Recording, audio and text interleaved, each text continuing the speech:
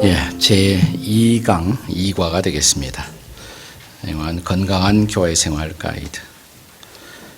첫 과가 영적 성숙에 필요한 것들, 기도라든지 말씀이라든지 혹은 전도라든지 이런 것들을 터치하고 있다면, 이번 2강은 건강한 교회 생활의 전반적인 영역들을 가이드하는 목적이 있습니다.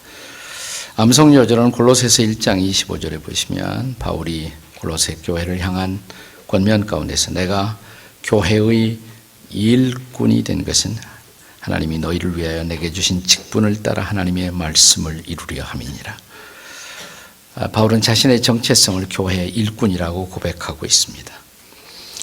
그래서 바울의 정체성뿐만 아니라 그리스도를 따라가는 모든 사람들의 궁극적인 고백이 되어야 할 것입니다.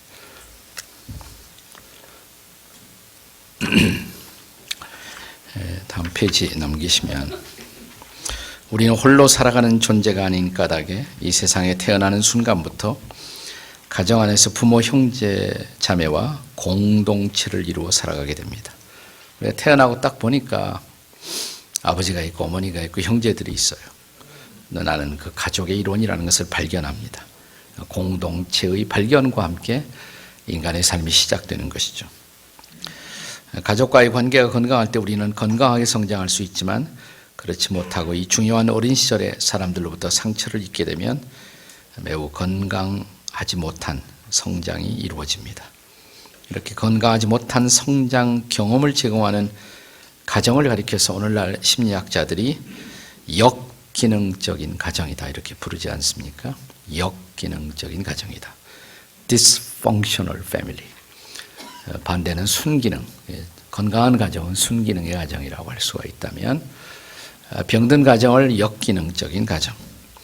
교회라는 공동체 경험에도 역시 이런 유사성이 존재합니다. 과거의 교회 경험을 통해서 정도 이상의 상처를 받았을 경우에, 약간의 상처는 누구나 있지만 정도 이상의, 이게 중요해요.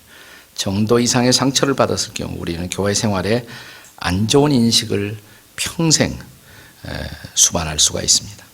건강한 교회 생활을 위해서는 속히 과거의 어두운 마음의 심상들을, 상처받은 마음의 심상들을 극복하는 것이 필요하죠. 그러기 위해서는 무엇보다 교회가 신약 성경적인 기능을 이해하고 그 기능을 정상적으로 수행하는 건강한 일꾼들을 만드는 교회가 되어야 할 줄로 믿습니다. 건강한 교회 생활 가이드에서 첫 번째로 생각할 것은 과거의 교회 경험 중 유쾌한 경험과 상처 입은 경험을 한 가지씩 나눠 보십시오. 저 같은 경우에는 그때는 본격적인 신앙생활은 아니었고 그냥 친구들 따라 끌려갔던 어린 시절이 있었는데, 초등학교 시절에, 국민학교 시절에 친구 끌려가서 얼결에 크리스마스 연극팀에 참여했어요. 사실 신자도 아니었지만, 또 그러니까 나한테 중요한 역할도 배정되지 않고 거지 역할을 한 적이 있습니다. 크리스마스 연극에서. 그리고 대화도 한두 번 예 주세요 이런 몇 가지밖에 한 거 없는데, 그리고 이제 저는 교회를 떠났어요. 근데 행복한 추억이에요. 그래도 행복한 추억이에요. 가끔씩 생각이 나고, 크리스마스가 되면 연극했던 경험들. 그러면서 나중에 제가 주님 앞에 정말 본격적으로 나오는 일에 행복한 추억이 그래도 상당한 도움이 되었다는 생각을 합니다. 내가 처음 나가기 시작한 교회가, 그래서 멀지 않은 수원에 있는 어떤 감리교회였는데, 당시에 감리교회가 무슨 성화파, 재건파 그래서 한참 갈등이 심할 때였습니다. 그래서 그 감리교 본부에서 감독님에 의해서 목사가 파송이 되었는데, 교회는 받을 수 없다. 목사님이 두 분이 돼갖고 주일날마다 나누어져서 한 교회당 안에서 싸움을 하는, 제가 청년 시절이었는데, 한쪽에서 찬양 부르고 한쪽에서 기도하고, 조금 감정이 극화되면 서로 밀고 당기고, 도저히 신앙생활 할 수가 없겠더라고요. 그래서 그만뒀어요. 청년 시절에 잠시 교회를 그만두고,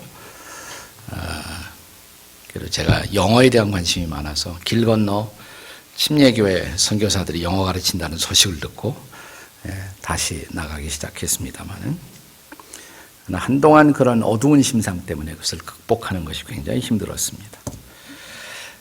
옆에 사람들하고요, 2사람씩, 3사람씩 짝 짓고 아주 간단하게 길게 스토리 얘기하지 말고 유쾌한 경험 딱 간단히, 상처받은 경험 이런 일이 있었다 한번 얘기해 보세요. 2사람씩 한번 옆에 사람하고 자 가세요. 옆으로 가서 좀 얘기를 하세요. 이런 거 하라면 할 줄 알아야 돼요. 잘 나눔의 훈련이에요. 자, 간단히 나는 이런 유쾌한 경험이 있었고 이런 상처받은 경험이 있었다 한번 나눠보세요.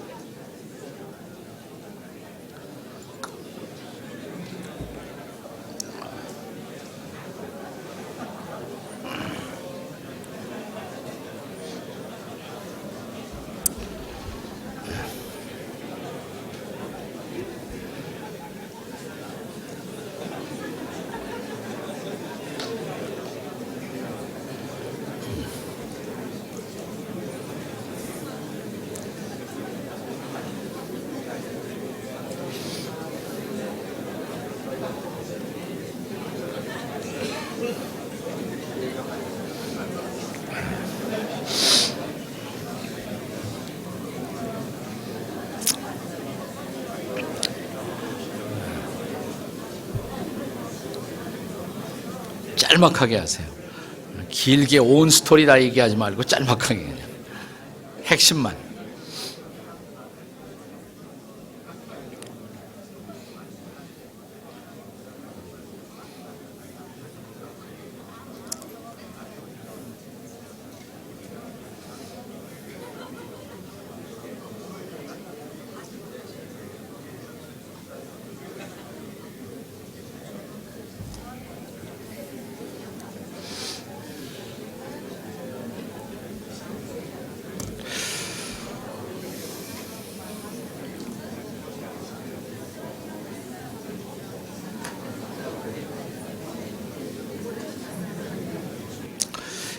마무리하겠습니다. 저는 여러분의 교회에서 이거를 여러분이 티칭하고 가르칠 때는 굉장히 시간을 많이 주는 게 좋다고 생각해요. 그래야 그 사람을 이해할 수 있어요.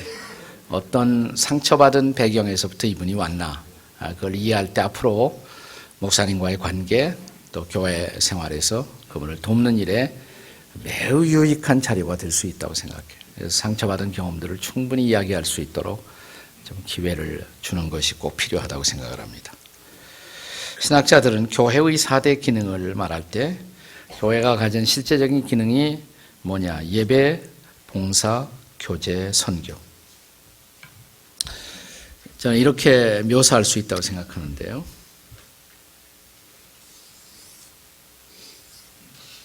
자, 나라는 존재가 지금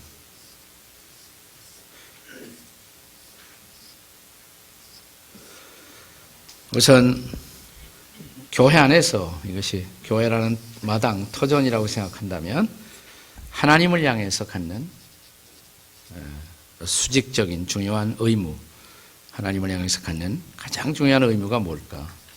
예배죠, 예배. 하나님을 예배하는 일, 예배드리는 일. 중요한 책임이고 의무라고 생각을 합니다.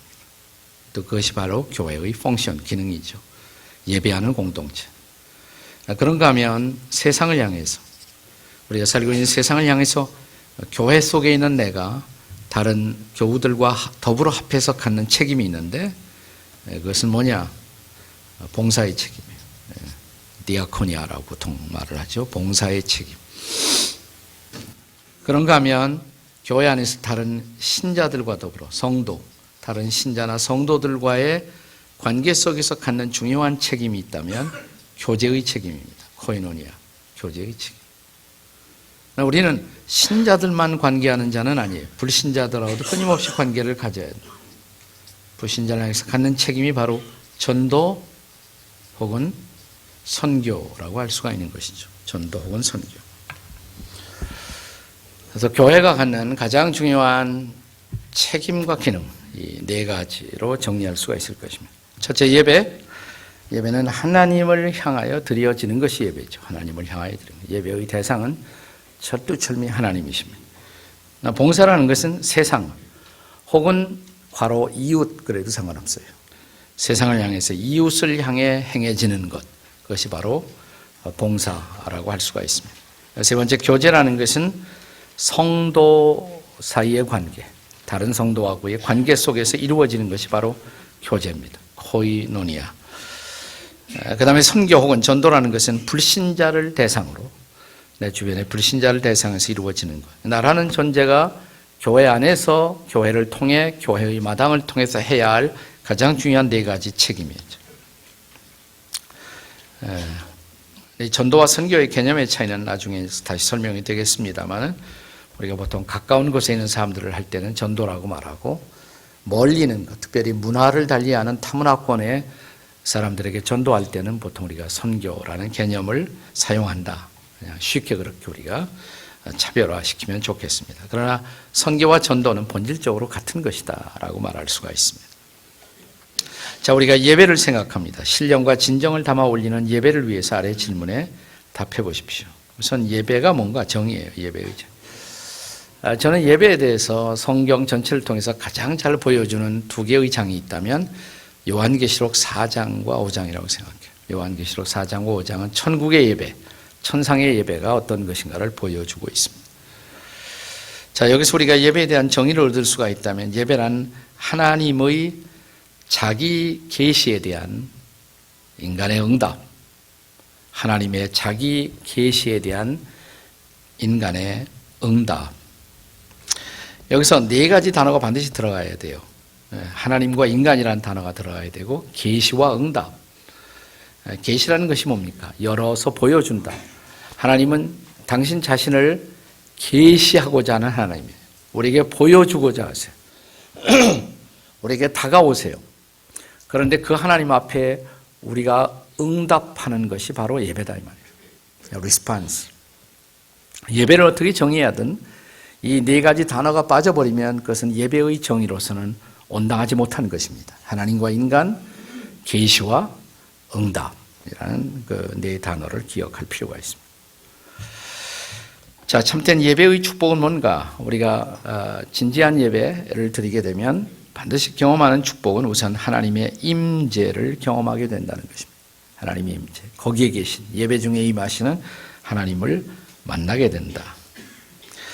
자, 마태복음 18장 19절 20절을 같이 읽겠습니다. 시작. 진실로 다시 너희에게 이르노니 너희 중에 두 사람이 땅에서 합심하여 무엇이든지 구하면 하늘에 계신 내 아버지께서 그들을 위하여 이루게 하시리라. 두세 사람이 내 이름으로 모인 곳에는 나도 그들 중에 있느니라. 두세 사람이 예수 이름으로 모여 기도하고 찬양하는 곳, 바로 예배의 현장이라고 생각해요. 그곳에 하나님 주신 약속이 뭐냐면 나도 그들 중에 있다. 진지한 예배를 드리면 거기서 하나님을 만나게 된단 말이에요. 하나님을 경험하게 된단 말이에요. 요한계시록 4장에도 보면 천국의 예배가 시작되는 장면에서 천국의 카텐이 열리면서 천국을 주시하고 있던 사도 요한이 성령에 감동돼요. 보좌에 앉으신 이를 보게 되는 것. 그러면서 예배가 시작됩니다. 성령의 감동과 보좌에 앉으신 그분을 바라보고 경험하는 것. 그러면서 예배가 시작된단 말이죠. 참된 예배의 결과라는 것은 뭐냐? 진정한 예배를 드리면 반드시 이루어지는 결과. 자, 히브리서 12장 2절 말씀 같이 한번 읽겠습니다. 시작. 믿음의 주요 또 온전케 하는 이인 예수를 바라보자. 그는 그 앞에 있는 기쁨을 위하여 십자가를 참으사 부끄러움을 개의치 아니하시더니 하나님 보좌 우편에 앉으셨느니라. 예수님 바라보는 거예요. 바라보는. 근데 바라보면 어떻게 될까요? 바라보는 대상을 닮아요. 그래서 참된 예배의 결과는 언제나 하나님의 품성, 혹은 뭐 형상이라고 해도 상관은 없어요. 하나님의 품성 혹은 형상을 담게 하는 것이다. 예배를 잘 드리면 드릴수록, 예배의 경험이 충만하면 할수록 하나님을 닮아가게 된다. 예수님을 닮아가게 된다. 실제로 계시록 4장에 보시면, 그 예배의 장에 보면 계시록 4장 4절에 24장로들이, 저는 24장로가 구약과 신약을 통틀어서 모든 성도의 대표를 상징하는 거라고 상징을 해요. 구약에 12지파가 있었잖아요. 신약에는 몇 제자? 12제자가 있고, 구약과 신약을 통틀어서 모든 성도를 대표하는 것이 바로 24장로인데, 그가 보좌에 앉으신 하나님을 경배하는데 그 모습을 어떻게 묘사하냐면 흰옷을 입고 그 다음에 금관을 썼다 그랬어요. 두 가지. 흰옷, 이 흰옷은 거룩함의 상징이죠. 홀리네스.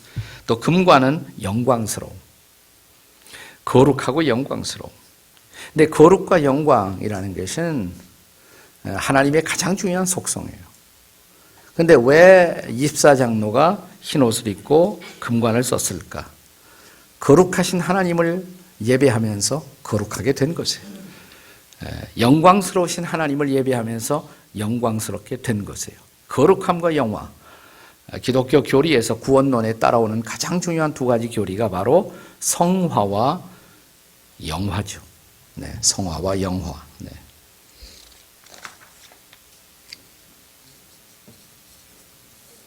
흔히 구원의 3시제, 세 가지 텐스를 말할 때 과거, 현재, 미래.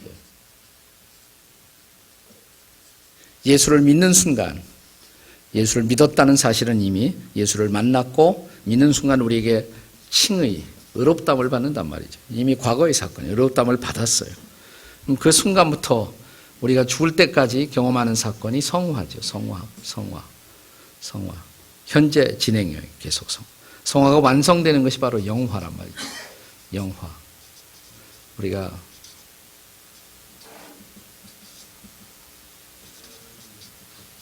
흔히 sanctification, 영화 glorification.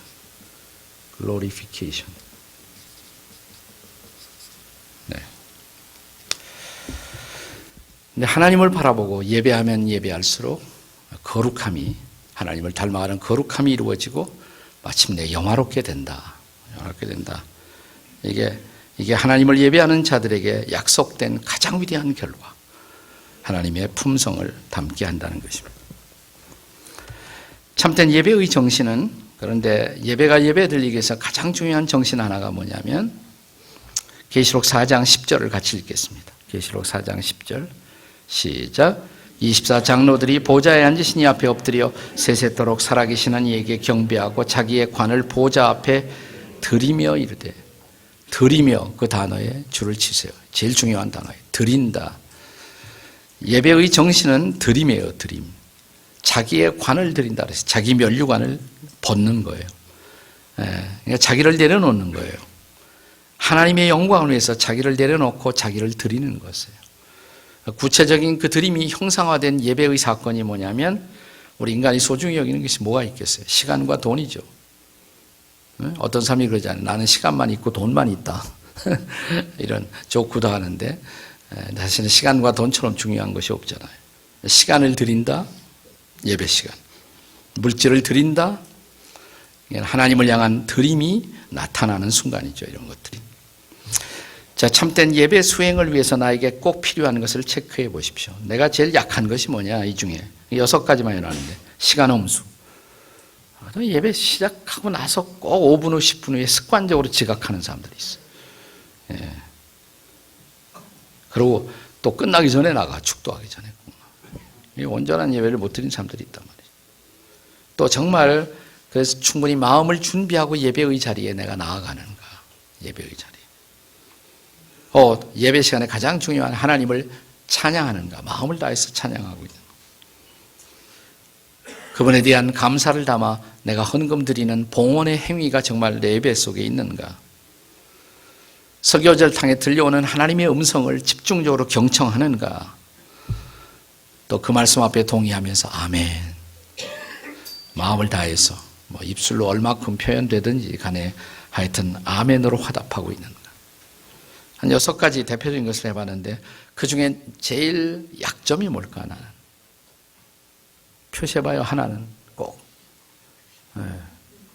다 합격인지 6가지 중에 하나라도 부족한 것이 있는지. 자, 이제 옆에 사람에게 자수해서 광명 찾는 시간을 갖겠습니다. 나는 6가지 중에 이게 제일 약하다. 한번 시작 한번 해봐요.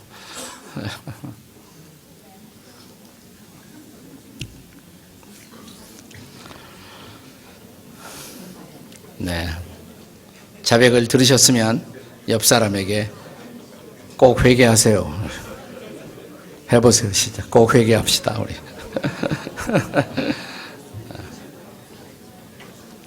자, 그 다음에 달란트의 비유.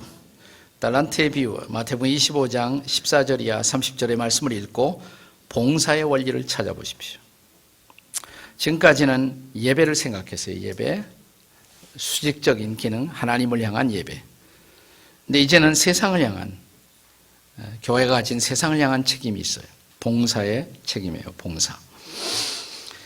자, 달란트의 비유를 읽고 봉사의 원리를 찾아보시오. 14절에 의하면 종들은 모든 주인의 소유를 맡은 자들이다 그랬어요. 자, 마태복음 25장 14절 한번 읽어보세요. 시작. 또 어떤 사람이 타국에 갈 때 그 종들을 불러 자기 소유를 맡김과 같으니, 중요한 단어는 맡김.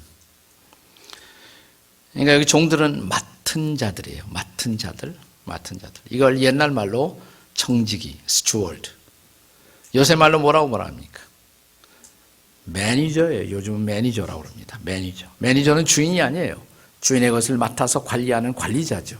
청지기, 관리자. 자, 하나님이 우리에게 맡겨주신 것들이 뭐냐? 그럼 도대체 뭘 맡기셨느냐? 뭐 굉장히 많은데 대표적인 것들 한번 얘기해 보세요. 뭘 맡겨주셨습니까? 여러분과 저에게 맡겨주신 것. 에?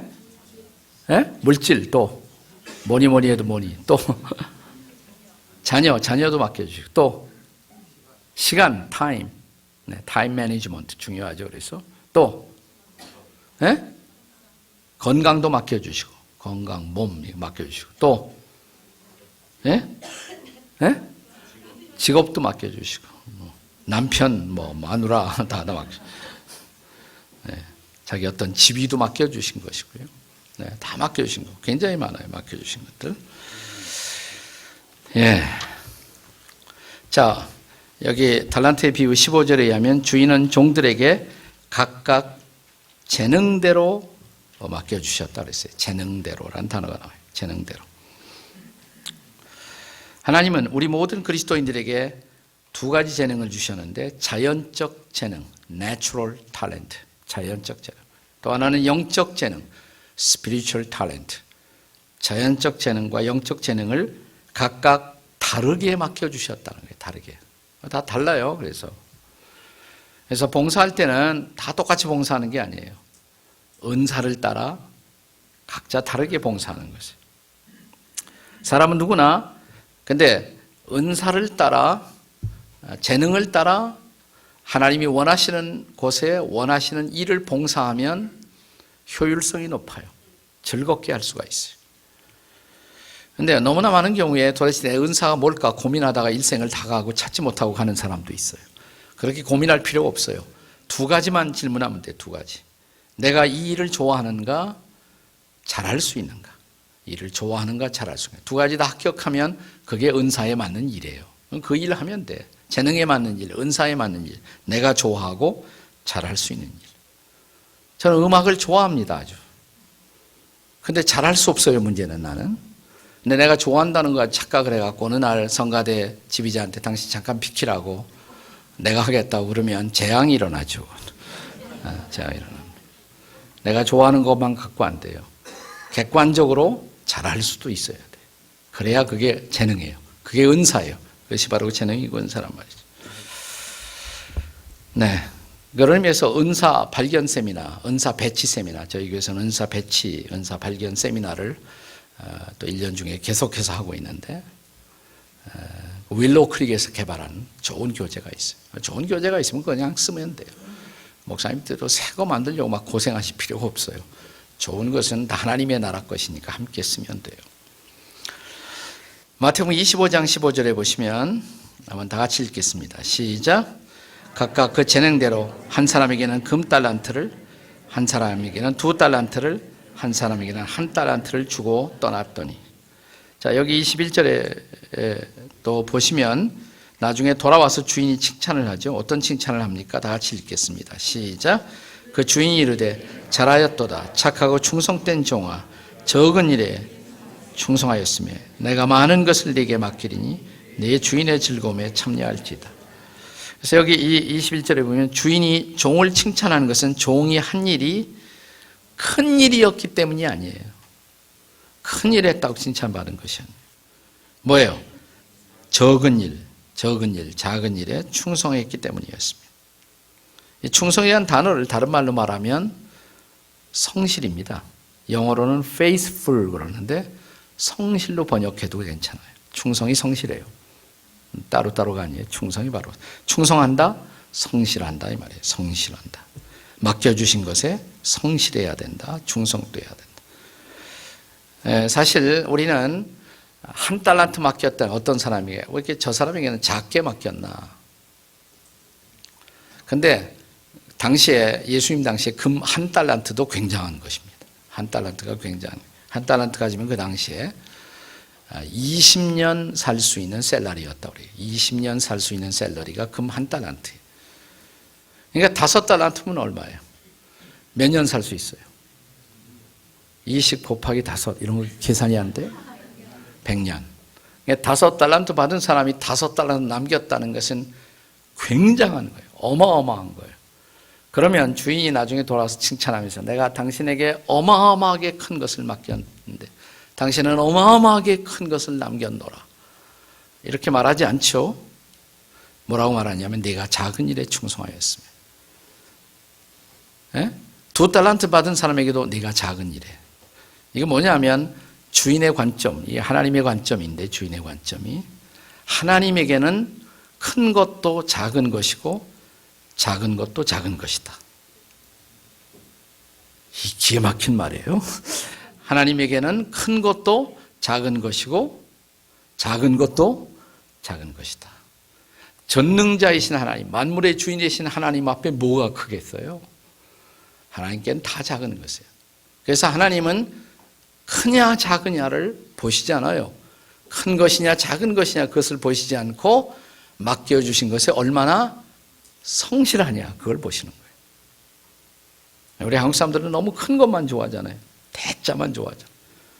우리나라 이름부터 얼마나 대자가 들어가 있잖아요. 대한민국 짝짝짝이잖아요.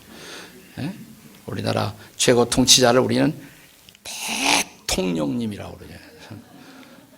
우리나라 최고 학부도 대학교, 대학원 이렇게 부르고.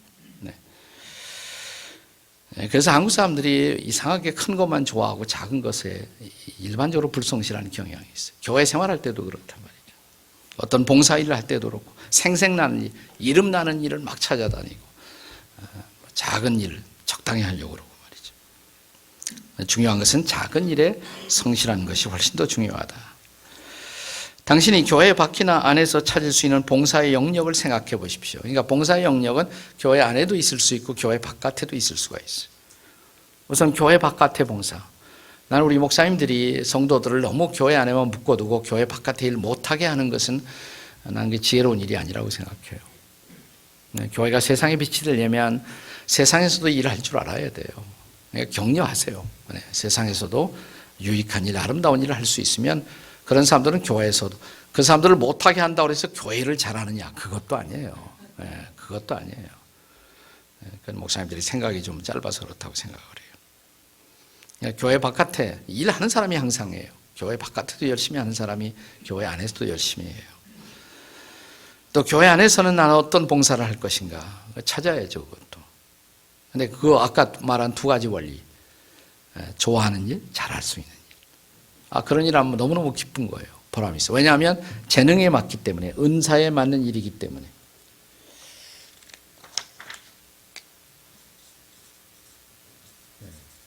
우리가 그 은사라는 것을 카리스마이죠. 뭐 히라보를 이렇게 쓰지만 카리스마. 근데 카리스마라는 단어가 본래는 이 어근이 카라라는 단어에서 나왔어요. 카라. 카라는 뜻이 뭐냐? 조이라는 뜻이에요. 이게 조이, 기쁨이라는 뜻이에요.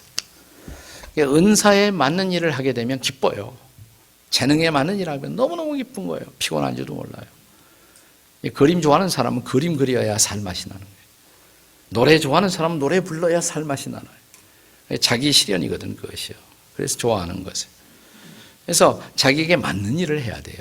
너무 교회가 일방적으로만 이렇게 일을 강요하지 말고 은사 세미나 같은 거 하고 그냥 서제션을 제안을 해요. 이런 일 해보시면 어떨까요? 그리고 한번 실험 삼아 해보라고. 그래서 어때요? 좋아하세요? 난 너무너무 이 일이 기쁘다고. 그럼 그 일 하세요. 평생도 할 수가 있어야 돼. 그 일을 평생 할 수가 있어요. 자, 우리가 봉사에 대해 생각해 봤어요. 봉사. 이제는 교제, 다른 성도들과의 관계, 다른 신자들과의 관계에서 교회가 갖는 중요한 책임, 교제의 책임. 교회라는 것은 결국 교제의 공동체, 코이노니아의 공동체입니다. 기록에 의하면 초창기 교회에서는 날마다 교제하기에 힘썼다, 이렇게 기록하고 있습니다. 날마다 교제. 일주일에 한 번만 모여서 교제하는 것이 아니라 날마다 교제했다 그랬어요. 그럼 왜 교제하느냐? 교제하는 목적이 뭐냐? 그냥 오락으로 하는 거냐? 제가 20대 초에 처음 나간 교회 가니까 청년부에 들어오라고 그러면서 이영재 우리 같이 교제해요. 그래서 무슨 교제를 하나 가봤더니 이런 거 하고 있더라고요. 이런 거.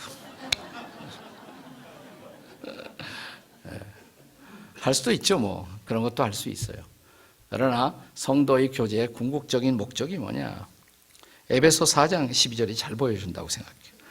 에베소 4장 12절 다 같이 읽겠습니다. 시작. 이는 성도를 온전하게 하여 봉사일을 하게 하며 그리스도의 몸을 세우려 하십니다. 성도가 교제하는 목표는 서로를 온전케 하여, 서로를 온전케.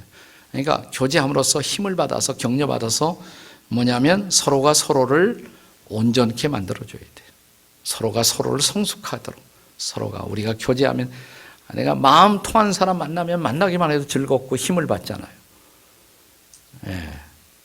또 어떤 사람 만나면 힘을 뺏겨. 살맛이 없어지는 사람도 있어요. 그럼 곤란하죠. 서로를 온전케 하여 그 다음에 봉사일, 그 온전함. 여기서 온전이라는 단어는 완전이라는 뜻이 아니에요. 다른 말로 바꾼다면 성숙이라는 뜻이에요. 성숙. 이게 바로 성숙이에요. 그러니까 서로 교제하면서 성숙하는 거예요. 교제하면서 성숙해요. 성숙함으로써 그 에너지를 모아갖고 봉사하는 것이에요. 그 에너지를 모아서 봉사하게 되는 것이에요. 그리고 그 봉사를 통해서 교회가 교회되어지는 거예요. 교회가 세워지는 거예요. 그리스도의 몸인 교회가 온전히 세워질 수가 있는 것입니다. 자, 이런 목표를 성취하기 위해서는 우리는 무엇보다 먼저 모이기를 힘써야 합니다. 이런 목표를 달성하기 위해서 무엇보다 필요한 것이 뭐냐? 모이기를 힘써야 한다는 것입니다. 모이기를 힘써야 한다. 그래서 청교도들은 무엇보다 중요시한 것이 주일 성수였단 말이에요. 주일 성수. 주일 성수는 주일만 모이자는 얘기 아니에요. 날마다 모일 수 있으면 좋은데 적어도 일주일에 하루, 안식 후 첫날, 주님 부활의 날은 반드시 모이는 것이 좋겠다. 그래서 모이기를 힘써야 한다. 히브리서 10장 25절 다 같이 읽겠습니다. 시작. 모이기를 피하는 어떤 사람들의 습관과 같이 하지 말고 오직 권하여 그날이 가까움을 볼수록 더욱 그리하자.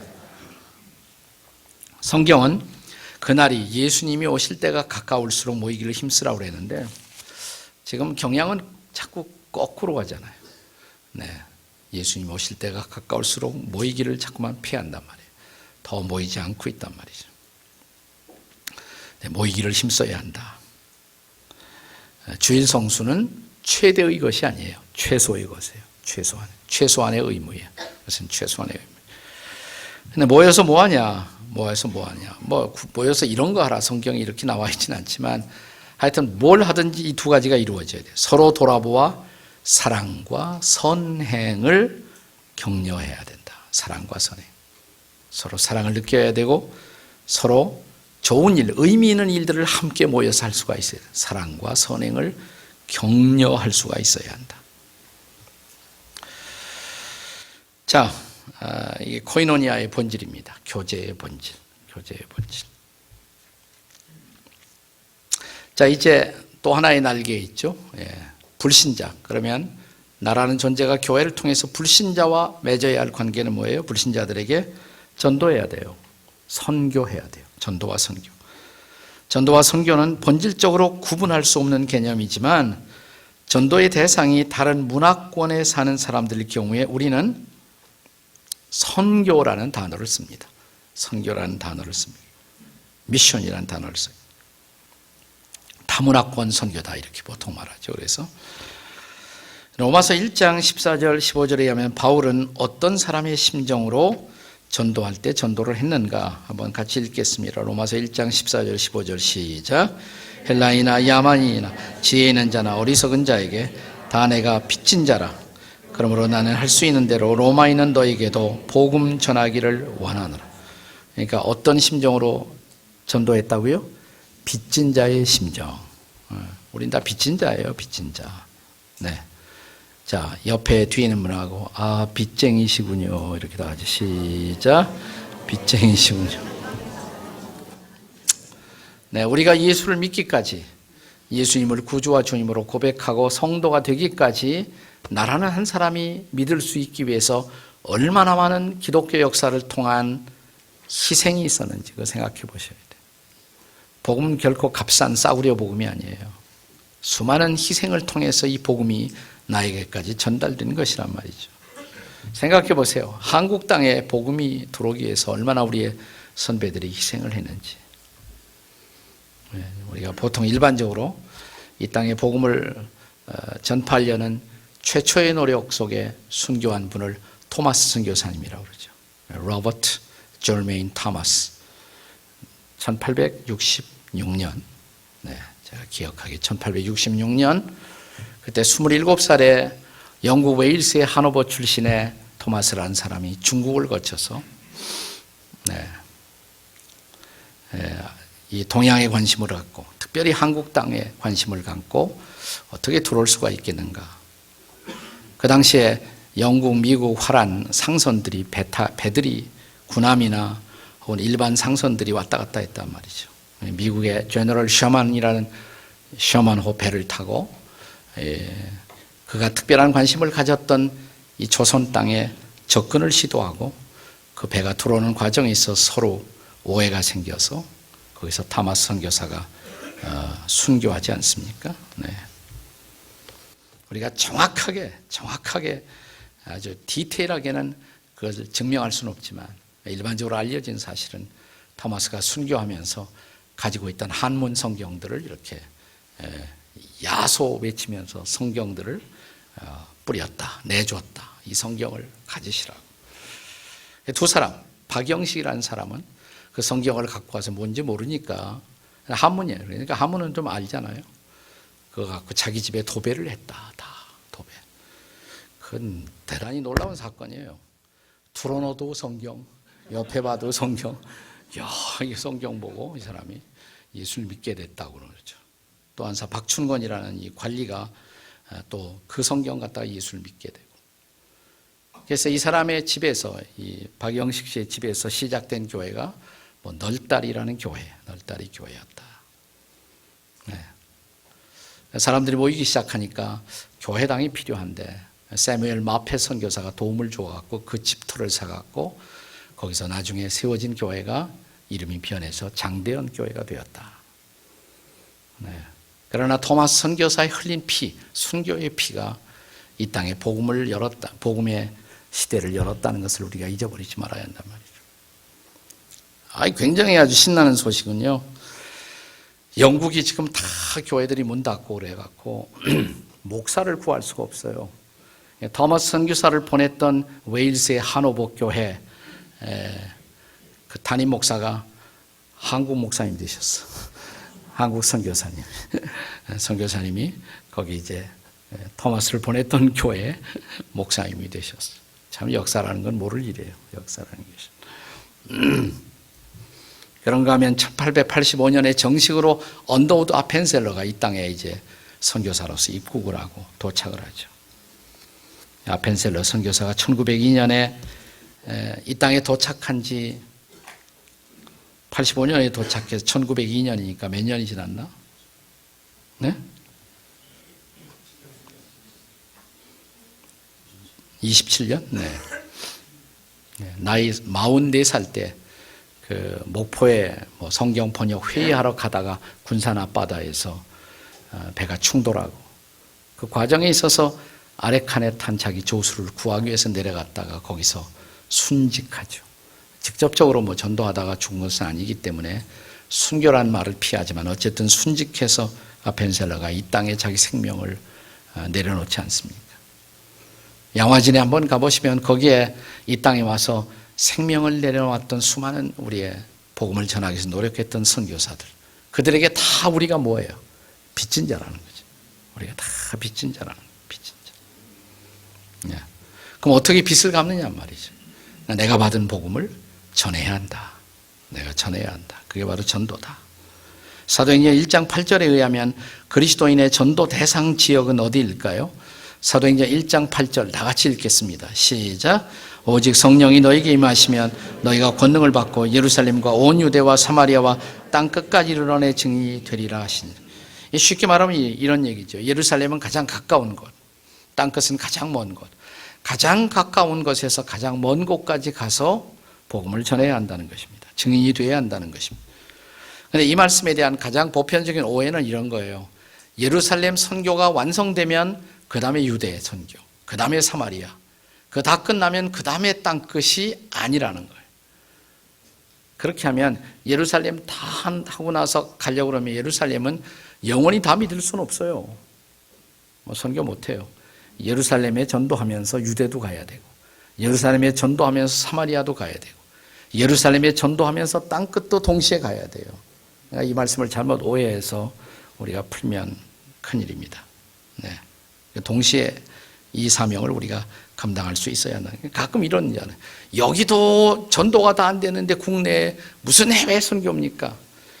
뭘 모르는 사람이에요. 이 사람은 뭘 모르는 사람이에요.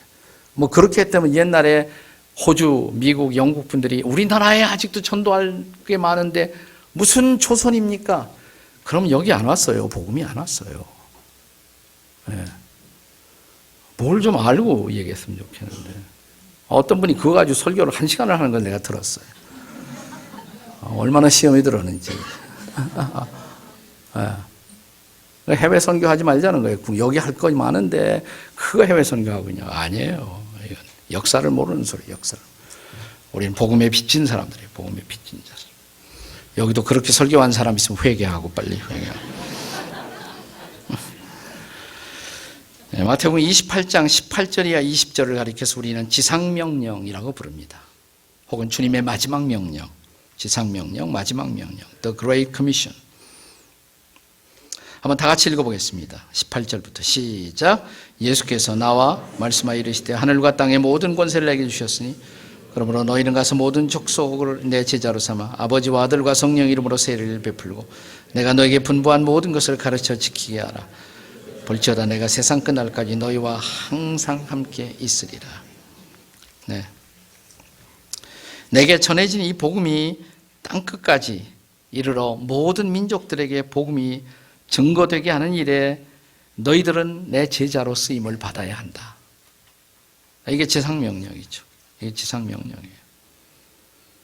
네, 그렇기 때문에 저는 그리스도인들에게서 전도는 특별한 은사가 아니에요. 물론 전도의 특별한 은사를 받은 사람도 있어요. 그러나 전도는 동시에 보편적 은사이고 보편적 명령이에요. 우리가 다 감당해야 돼. 전도 어떻게 잘할까 고민을 하셔야 돼요. 저는 지금까지 한국교회에 소개된 많은 전도 프로그램 중에서 가장 효율적인 것이 있다면 아직도 저는 전도 폭발 훈련이라고 생각해요. 네. 저희 교회 보시면 저희 교회에서 정말 전도 열심히 하고 있는 분들 보면 다 전도 폭발 출신들이에요. 네. 우리 교회 오랫동안 CEO 하다가 은퇴하신 분이 있는데 이분이 한번 복도에서 저를 만났는데 흥분해갖고 목사님 제가 요새 전도해요. 아 그러세요? 그러니까 어떻게 그런 일이 있었어요? 그러니까 제가 전도 폭발 훈련 받았어요. 은퇴하고 나서. 근데 그분이 전도할 폼이 아니에요. 너무 신사예요 이분이. 근데 본인이 그래요. 자기도 전도의 은사는 없다고 생각하기 때문에 전도하는 분들을 도와주는 것이 자기의 사명이라고 생각했는데 자기가 전도 폭발 훈련 받으면서 깨달은 놀라운 사실은 지금까지 내가 전도를 안 했다는 것이에요. 전도할 수 없어서 못한 것이 아니라 전도를 하지를 않았다는 것. 그러면서 하는 소리가 하니까 되더라고요, 목사님. 하니까 되더라고요. 예. 우리 여기 전도사님, 목사님들 오셨으면 전도 폭발 훈련 다 받으세요. 네. 부지런히 빨리 할수록 좋아요. 빨리 할수록. 내가 목회자가 되어서 한 사람도 주님 앞으로 제대로 인도도 못했다. 양심에 좀 괴롭지 않습니까? 예. 전도할 줄 알아야지. 사람은 그리스도 앞으로 인도할 줄 알고. 작년에 우리가 문경에 가서 저희 교인들이 다 섬기고 봉사하고 전도하고 그랬는데, 여러 목사님들이 저한테 편지를 했어요. 문경에 계신 목사님. 여기도 오늘 문경에서 오신 분 있죠? 한번 손 들어보세요. 예, 감사합니다. 여러 목사님이 저한테 편지를 보내주셨더라고요. 뭐냐면, 저쪽 교인들이 전도하는 거 보고 도전을 받았다고. 네. 양반 도시라 전도가 안 된다고 생각하는데, 전도하시는 모습들을 보고, 전도에 대한 도전을 받았습니다. 이런 편지를 제가 여러 장 받았어요. 예. 전도하셔야 돼. 전도. 훈련 받으시면 다 할 수가 있어요. 할 수가 있어요. 골로새서 1장 28절에서 사도 바울은 교회의 목적을 실현하기 위해서, 그래서 어딘가 지금 골로새 1장 28절에서 사도 바울은 뜻하는 교회의 목적을 실현하기 위해서 무슨 일을 한다고 그랬습니까? 자, 1장 28절을 일단 읽어보겠습니다. 다 같이 시작.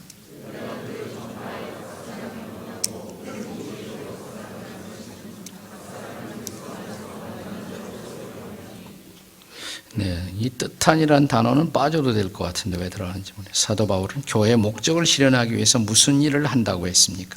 그냥 그래도 될 것 같아요. 네. 자, 그러니까 우리가 여기서 교회 공동체에 속한 일원으로 바울이 자신을 그를 어떻게 하느냐. 여기 강조된 단어가 세 가지 단어예요. 하나는 전파, 또 하나는 권고, 그 다음에는 가르침. 전파하고 권고하고 가르침. 흔히 성경학자들은 이것을 예수님의 삼중 사역에 근거한 것이다. 복음서에 보시면 예수님이 세 가지를 하신 것으로 되어 있어요. 전파하고 가르치고, 또 하나 뭐냐면 고치시고 치료하시고. 근데 고친다는 단어 대신에 바울은 여기서 무슨 단어를 쓰고 있습니까? 권고하고라는 단어를 써요. 왜 그랬을까? 그냥 똑같이 고친다는 단어를 안 쓰고. 바울은 보다 범위를 넓힌 것 같아요. 포괄적으로. 육체의 병만 고치는 것이 아니라 사람들의 마음의 병과 정신도 우리가 고쳐주는 역할을 해야 한단 말이죠. 권고한다. 한 사람 한 사람을 권고해서 제대로 건강하게 세워진다. 이게 폭넓은 의미로 권고라는 단어를 썼다고 생각해요. 전파는 교회의 3대 어떤 여기서 사명이라고도 할 수가 있죠. 전파한다. 뭘로 전파합니까? 설교, 또 선교, 뭐 이런 것을 통해서. 설교와 선교. 가르침이라는 것은 교육의 기능이죠. 교육의 기능. 권고라는 것은 어떤 상담사역, 목사님들이 하는 신방사역, 상담사역, 치유사역, 이런 것들이 바로 이 권고에 해당되는 단어라고 할 수가 있습니다. 골로새 1장 25절에서 사도 바울은 뜻하는 교회의 목적을 실현하기 위해, 여기도 뜻하는, 왜 이 뜻하는, 내가 옛날에 안 쓴 것 같은데 나는 이 단어를 누가 집어놨나? 이게 괜히 들어가서. 사도 바울은 교회의 목적을 실현하기 위해 교회의 일꾼이 되었다고 고백을 합니다. 기독교 철학자 킬케고르는 당시의 그가 살던 덴마크의 교회들의 상태를 보면서 그 교회의 무력함이 왜 그러냐, 그 이유가 교회 안에 있는 많은 신자들이 관객의 상태, 구경꾼의 상태에 머물러 있기 때문이다. 이렇게 지적한 바가 있습니다. 성도님은 구경꾼이신지요, 일꾼이신지요? 네. 흔히 일반적으로 어떤 공동체나 그런 비슷한 현상이기도 하지만 파레토의 원리라는 것인데, 파레토의 원리라는 것은 어느 공동체나 일하는 사람은 20% 미만이다. 80%는 그냥 구경만 하고 따라가는 사람들이다. 아마 교회도 저는 사실이라고 생각해요. 그러니까 건강한 교회면 그래도 한 20%는 일을 한다, 움직인다. 80%는 구경하고. 구경꾼의 사명은 뭐냐? 옛날 서양 사람들이, 미국 사람들이 교회 왔다 감으로써 의자를 뜨뜻하게 만드는 사람들이다. 벤치워머라고 그래요. 벤치워머. 앉았다 가니까 힙으로 의자는 뜨뜻하게 만들었어요. 그거밖에 없어. 그것만 하고 간단 말이죠. 그냥. 네. 구경하고 끝난단 말이죠. 자, 그러나 여기 바울의 고백을 들어보세요. 다시 한번 골로새서 1장 25절 다 같이 읽겠습니다. 시작.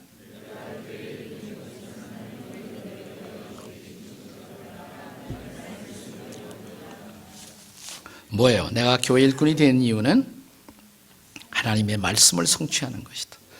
하나님의 말씀 가운데 하나님이 기대하시는 그런 목적들을 이루는 것, 실현하는 것. 그것을 위해서 나는 일꾼이 되었다. 교회 일꾼이 되었다. 자, 골로새서 1장 24절에서 사도 바울이 그리스도의 남은 고난이라고 말하는 것은 무엇을 의미합니까? 다시 한번 골로새서 1장 24절을 읽겠습니다. 시작. 이제 너희를 위하여 받는 괴로움을 기뻐하고 그리스도의 남은 고난을 그의 몸된 교회를 위해서 내 육체에 채우느라. 아니, 십자가에 예수께서 죽으셨을 때 고난은 다 끝난 줄 알았는데 무슨 또 남은 고난이 있느냐? 남은 고난이 뭐냐? 제가 쉽게 이렇게 설명해 볼게요. 네, 이게 참 어려운 난해 구절 중에 하나입니다만은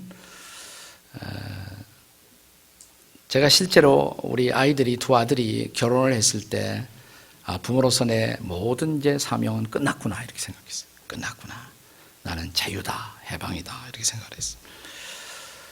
그런데 이제 결혼을 하고 가정을 이룬 아이들이 어려움이 있다 소식을 들으면 부모로서 또 마음이 아파진단 말이에요. 관심을 갖게 되고 어떻게 도울 것인가. 그때 내가 비로소 깨달은 사실은 아직도 내 고난이 자식들을 인한 고난이 끝나지 않았구나라는 생각이었어요. 자식들이 고난을 받고 있는 한 내 고난도 끝나지 않은 것이에요. 여기서 바울이 그리스도의 남은 고난이 뭐냐? 예수님 십자가의 죽으심으로 구속의 사역은 완성되었지만 그 그리스도를 믿는 제자들이 이 땅에서 고통을 받고 있는 한 주님은 자신의 고난이 끝난 것으로 간주하지 않으신다 이 말이에요.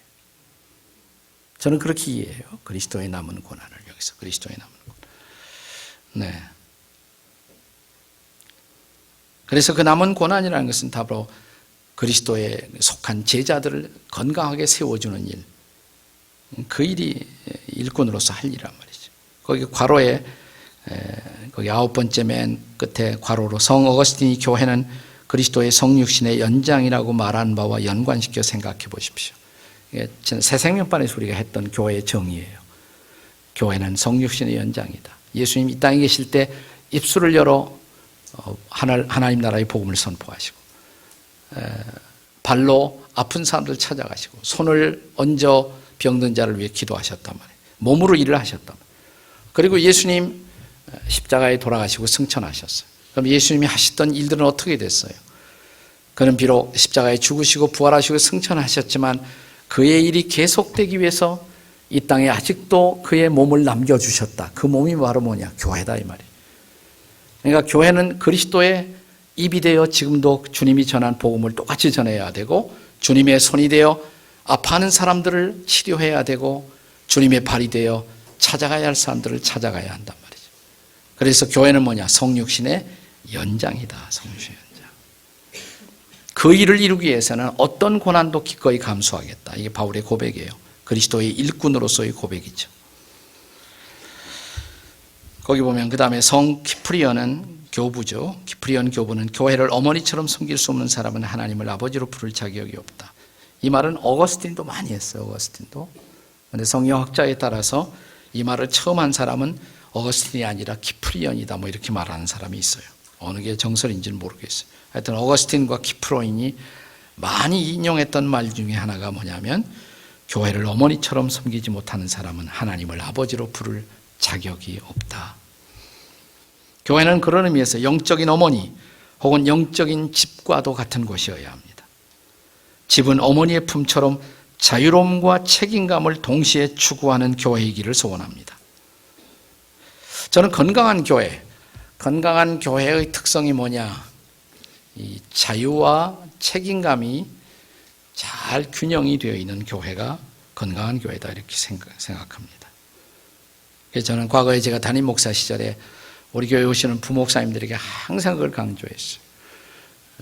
교회 와서 너무 이렇게 눈치 보고 그러지 말고 자유롭게 그냥 사역하라고, 자유롭게. 그러나 딱 하나, 책임은 다해야 한다고. 그게 어렵죠.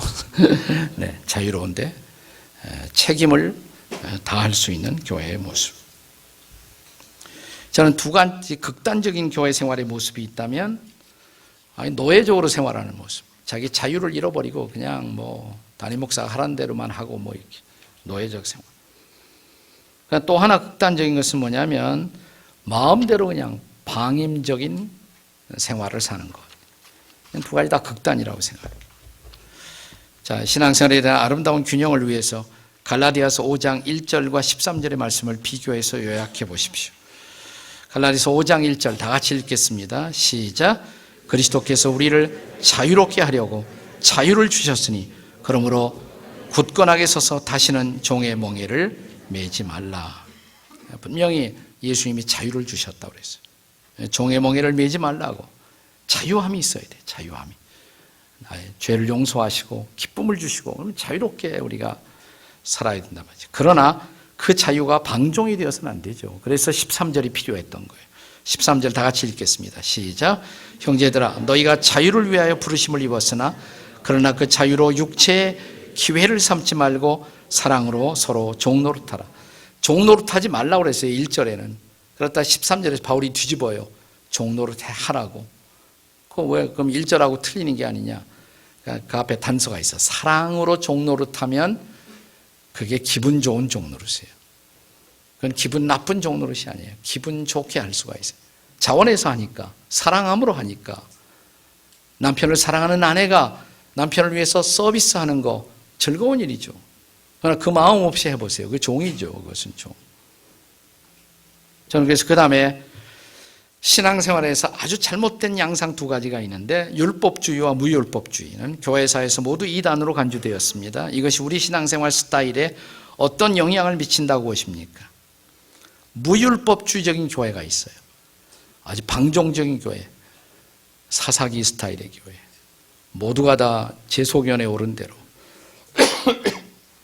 질서가 없어요. 이건 자유는 너무 강조되지만 책임이 없어요. 책임과 질서가 없어요. 그러나 저는 율법주의적인 교회도 문제라고 생각해요. 율법주의적인 교회는 책임은 무지무지하게 강조돼요. 책임을 이해 못하면 모가지다, 형벌이다. 네. 그러면 아주 그 분위기가 경직되죠. 그래서 저는 우리 교회 이 새 가족반을 통해서 평신도들에게도 강조하고 또 우리 사역자들, 동역자들이 늘 강조하는 것이 뭐냐면 자유롭지만 책임을 다하는 교회가 됩시다. 자유롭지만 책임을 다하는 교회. 그것이 건강한 교회를 지향하는 모습이 아닐까. 자유로우면서도 각자 책임을 다하고 있는 모습. 당신의 건강한 교회 생활을 위해서 개선하거나 보완해야 할 신앙의 결단들이 뭔지.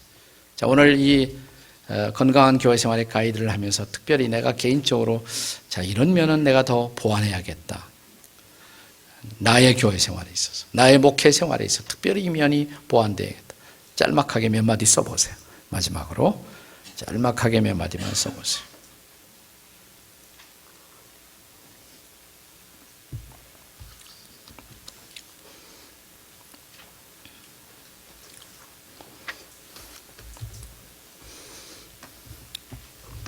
짤막하게 몇 마디 써보세요.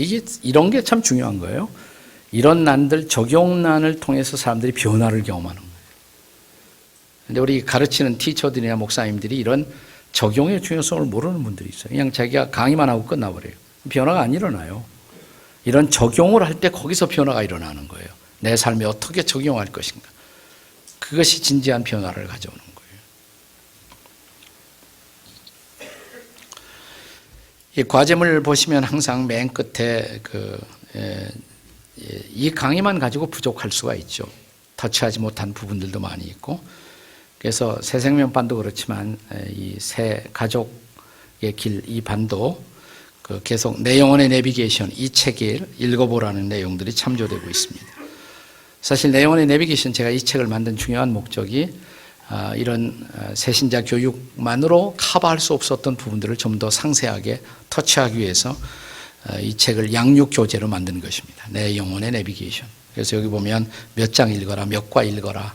꼭 이 과제물을 하게 되면 그런 부분들을 보충해서 성도들이 확실한 이해에 도달할 수가 있을 것입니다.